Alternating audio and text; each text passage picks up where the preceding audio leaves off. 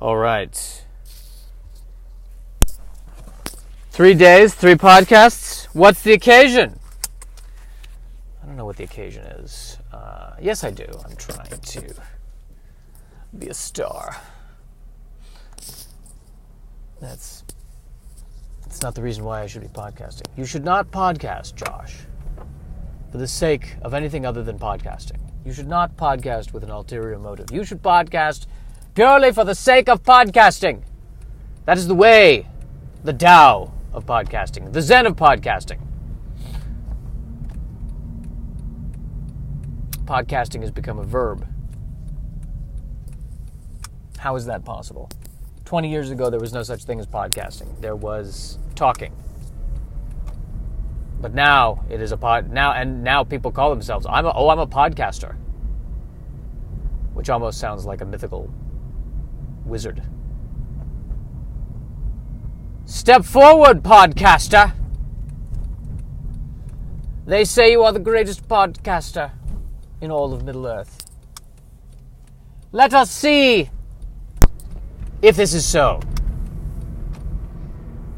I challenge you here and now in front of the Council of Elder Podcasters to give us your opinion about Pop-Tarts in a way that is funny. Funny as funny as a stand-up comedian? Perhaps. But stand here in front of the elder podcasters of Gryffindor. I'm mixing my worlds there. Middle-earth and Gryffindor. That's a no-no. That is a franchise no-no.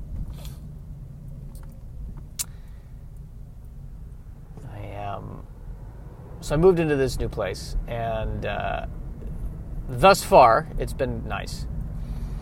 But I kept asking myself, okay, what's the catch? Because it's a nice neighborhood. I like the space. The landlady seems nice. All seems to be okay. What's the catch? What is the catch? And I finally found the catch, and I'm very excited to share this with you. I have a very annoying neighbor. A very loud, an obnoxious, annoying neighbor. And that neighbor, my friends, is a bird.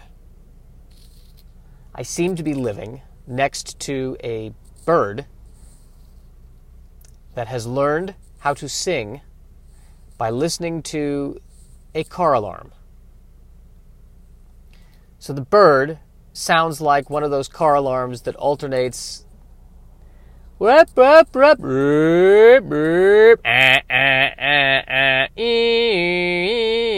bird. I did some research, and this is a thing. There are songbirds that they learn the songs from the sounds they hear around them, and it sounds like this songbird apparently grew up next to a Lexus that was constantly being jostled slightly. And so now, this is the songbird's song. And I was doing some research to try to determine why do songbirds actually sing. And it is either to defend their territory or attract a mate. And I'm looking up at the songbird, and I'm seeing other birds flying around the songbird, and I sense antagonism, and I think the songbird is announcing this is my territory. And what do I need to do to get this thing that starts this process at 6 a.m. to shut up? It's the same thing I felt about when I actually heard a car alarm in the neighborhood. Just somebody steal the car. Somebody just take the bird's territory. How do you get this thing to stop? Listen, I mean, I get it. I'm in your territory. I get it. It's your territory. Can I pay you rent? Would that help? Can you threaten the other birds at noon at a reasonable hour? Must it be 6 a.m?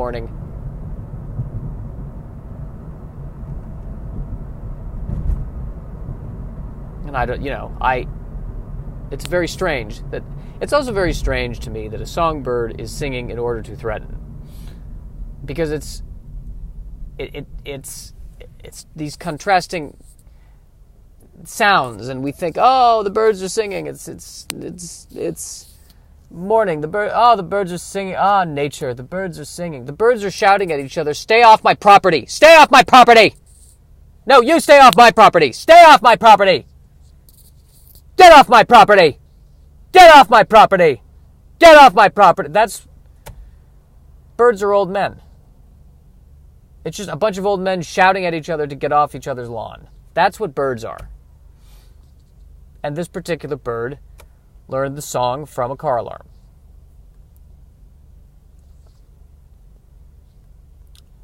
I need to move next to a bird that learned all of its songs from Enya so that it can be chill in the morning.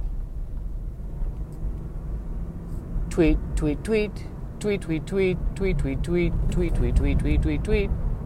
Tweet, tweet, tweet, tweet, tweet, tweet, tweet, tweet, tweet, tweet, tweet, tweet. Tweet, tweet, tweet, tweet, tweet, tweet. That would be nice. I could wake up to that. Nice and relaxing. Can't birds evolve to be passive-aggressive? Wouldn't that be great? Instead of actually screaming and yelling, just, doing, throwing something in the other one's nest. Just to kind of make a point.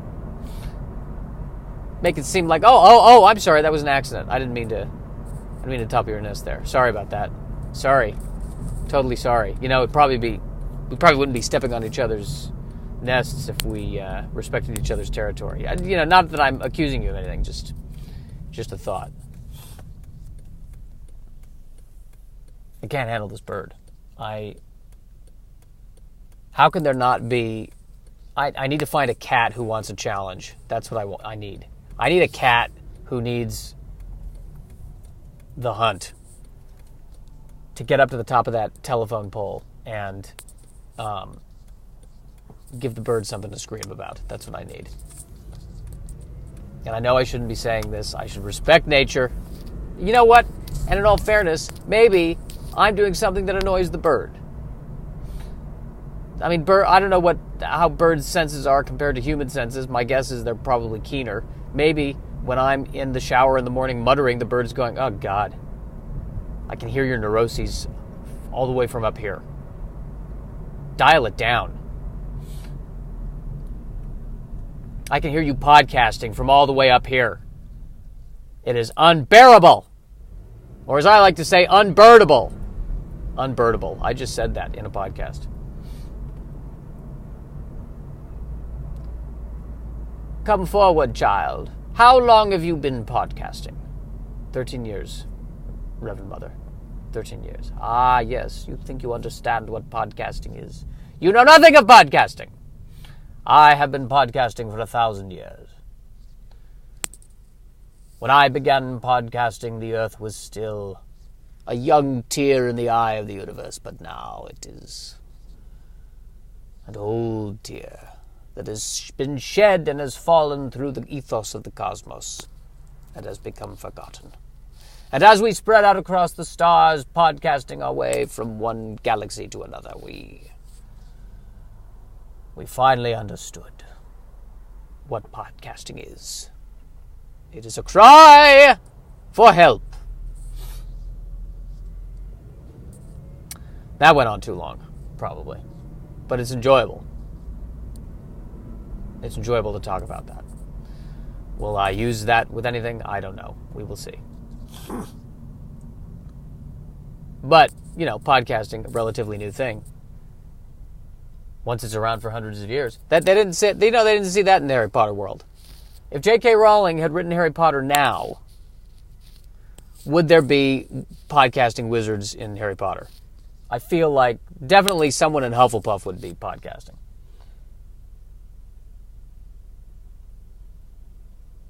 Harry Potter, that's a thing.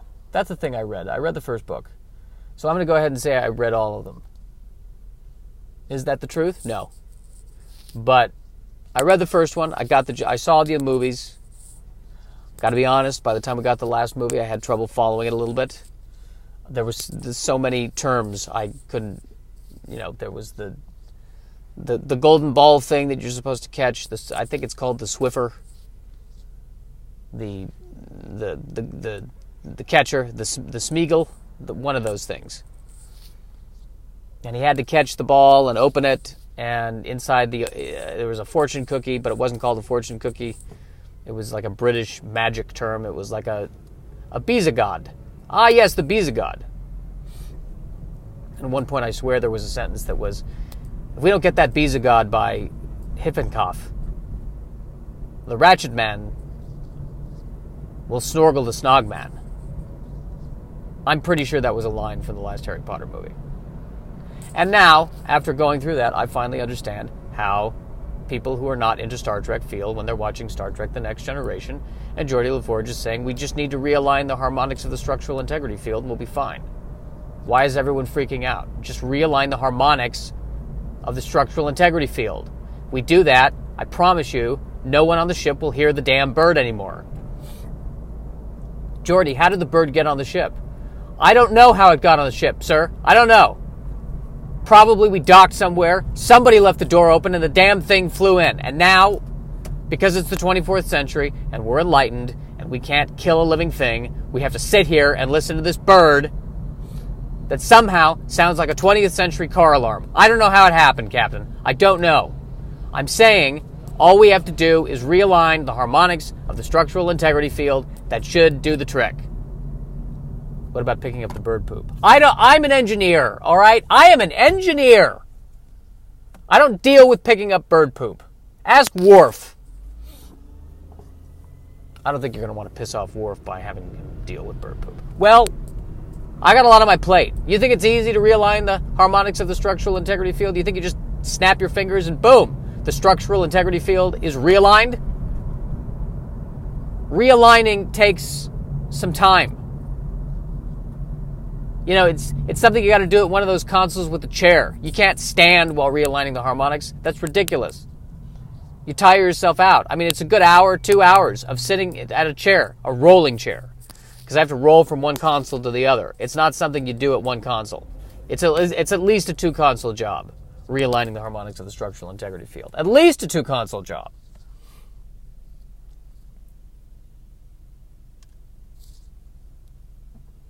Driving by a place that's called Burbank Unpainted Furniture. And the unpainted is highlighted in the sign. We want to make it clear. Hey, before you come in here and you fall in love with anything, you need to know that it will be unpainted. And we are not responsible for the painting of this. It is unpainted. Excuse me, sir. Are you going to paint that chair? We love that. No. It's unpainted. You buy it, the painting is on you. Sir, is there any way you could paint that chair? I know it's an unpainted furniture place, but is there any way in this particular case you could just paint it? We don't paint the furniture. See, this is why we have to get the sign, Nelson. All right, we'll get the sign. I assumed it would be intuitive. Well, it's not intuitive. We're dealing with this person right here. What if I paid you to paint it? No, that defeats the purpose. Okay, Nelson and I, when we started this business, we agreed 100%. Nobody is painting furniture here. We're just going to build it, and we leave the painting to somebody else. We're not painters. We didn't come all the way out to Burbank from Latvia to paint furniture. We came here to sell unpainted furniture. There's a difference. It's like asking Jackson Pollock to draw a bowl of fruit. You don't do that. All right, calm down, Tim. All right, no, I'm sorry. We'll get the sign. We'll get the sign, and that'll help people get it. Yes, we'll get the sign. That will help people get it. That's good. That's fair. And that's why they got the sign, for that exact reason. Then I'm seeing another sign that says Skinworks. Presumably they sell skin products, but it's called Skinworks because that sounds somehow elegant and professional. Honey, I need some skin cream, but I just don't know if they know what they're doing with skin. Well, there's this Skin Play place. Oh, I don't trust that. Skin Play? This isn't a game. This is skin. I'm not messing around. I need I need someone who can work the skin. What about that place? Skinworks. That looks professional because the skin is in bold typeface and the works is in narrow typeface. So there's a 1980s elegance to it. They may know their skin. They may not only know their skin, they may understand the finer workings of the stock market and other 80s things that I can easily reference. I'm sure they have a very strong opinion about the movie Big. Well, honey, what does that have to do with the skin? Well, we don't know. We're not skin professionals. They are. So let's go in. Let's talk to them. Let's see what they have to say. Well, I hope they have to say something. I hope what they tell me is not to kill the bird. Because if they tell me, well, it's from a lack of sleep, and I tell them, well, there's this damn bird, and they say, well, you got to do something about that bird, or you got to sleep, then I'm out of luck. We can't kill the bird, honey. We cannot kill the bird. It goes against everything we've been taught by our liberal left-wing media. I just feel like it wouldn't be a podcast, or it wouldn't be any kind of audio broadcast without making mention of some media thing.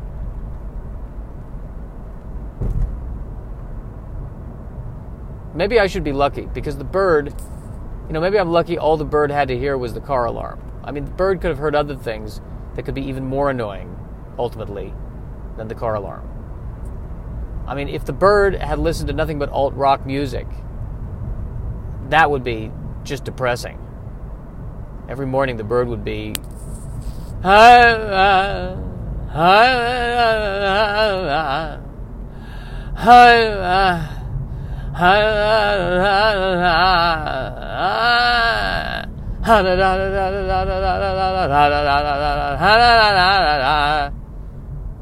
all the other birds would be, you know what? Take the land. Take it. Take our territory. Just stop it. Please stop that. Please. Do not do that again, bird.